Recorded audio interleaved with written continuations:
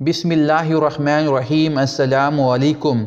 روزانہ واقعات سننے کے لیے اس چینل کو سبسکرائب کریں۔ کہتے ہیں کہ کسی جگہ پر بادشاہ نے 3 بے گناہ افراد کو سزائے موت دی۔ بادشاہ کے حکم کی تعمیل میں ان تینوں کو پھانسی گھاٹ پر لے جایا گیا، جہاں ایک بہت بڑا لکڑی کا تختہ تھا، جس کے ساتھ پتھروں سے بنا ایک مینار، اور مینار پر ایک بہت بڑا بھاری پتھر مضبوط رسے سے بندھا ہوا ایک چرخے پر جھول رہا تھا۔ رسی کو ایک طرف سے کھینچ کر جب چھوڑا جاتا تھا تو دوسری طرف بندھا ہوا پتھر زور سے نیچے گرتا اور نیچے آنے والی کسی بھی چیز کو کچل کر رکھ دیتا تھا۔ چنانچہ ان تینوں کو اس موت کے تختے کے ساتھ کھڑا کیا گیا۔ پہلے شخص کو اس تختہ پر عین پتھر گرنے کے مقام پر لٹایا گیا اور اس کی آخری خواہش پوچھی گئی تو وہ کہنے لگا، میرا اللہ تعالیٰ پر پختہ یقین ہے، وہی موت دے گا اور زندگی بخشے گا، بس اس کے سوا کچھ نہیں کہنا۔ اس کے بعد رسے کو جیسے ہی کھولا تو پتھر پوری قوت سے نیچے آیا اور اس شخص کے سر کے اوپر آ کر رک گیا۔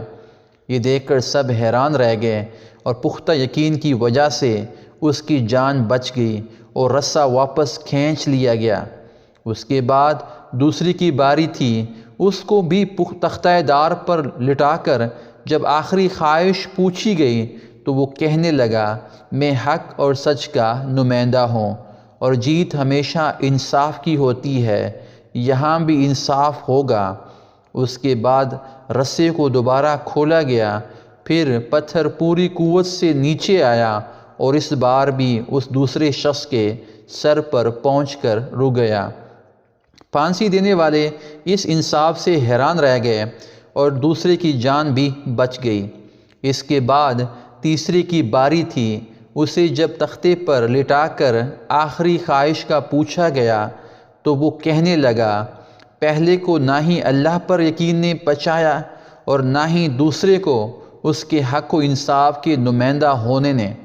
دراصل میں نے غور سے دیکھا ہے کہ رسے پر ایک جگہ گانٹھ ہے جو چرخی کے اوپر گھومنے میں رکاوٹ کی وجہ بنتی ہے، جس سے رسہ پورا کھلتا نہیں اور پتھر پورا نیچے نہیں گرتا۔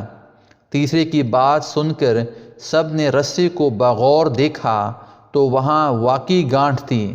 انہوں نے جب وہ گانٹھ کھول کر رسہ آزاد کیا تو پتھر پوری قوت سے نیچے گرا اور اس تیسرے کا سر کچل کر رکھ دیا۔ اس حکایت کا نتیجہ یہ ہے، بعض اوقات بہت کچھ جانتے ہوئے بھی منہ بند رکھنا حکمت میں شمار ہوتا ہے۔ جزاک اللہ خیرا۔